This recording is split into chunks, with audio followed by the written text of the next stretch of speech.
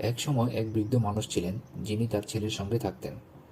ছেলে সারাক্ষণ নিজের কাজ নিয়ে আর বন্ধুদের নিয়ে ব্যস্ত থাকত। বাবার সঙ্গে প্রায় কোনো কথা বলতো না। প্রতিদিন সন্ধ্যায় বৃদ্ধ জানালার ধারে বসে থাকতেন। ভাবতেন হয়তো আজ ছেলে কিছুক্ষণের জন্য এসে পাশে বসবে।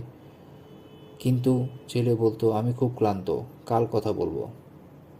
এক শীতের সন্ধ্যায় বাবা ছেলের প্রিয় খাবার রান্না করলেন আর অপেক্ষা করতে থাকলেন। কিন্তু ছেলে অনেক রাত করে বাড়ি ফিরল। বাবাকে না বলে সোজা নিজের ঘরে চলে গেল। পরের দিন সকালে বাবা আর ঘর থেকে বের হলেন না। ছেলে বাবার খোঁজ নিতে গিয়ে দেখল বিছানার পাশে একটি চিরকুট রাখা। আমার সোনার ছেলে, প্রতিদিন তোমার সঙ্গে কথা বলার অপেক্ষায় থাকতাম, শুধু চাইতাম তুমি আমার কাছে এসে সময় দাও। এখন আর কোনো দিন বাকি নেই অপেক্ষার। নিজের যত্ন নিও। বৃদ্ধ বাবা ঘুমের মধ্যে চিরদিনের জন্য চলে গিয়েছিলেন। সেদিন ছেলের মনে হলো, এই সময়টাই আসলে জীবনের সবচেয়ে বড় সম্পদ।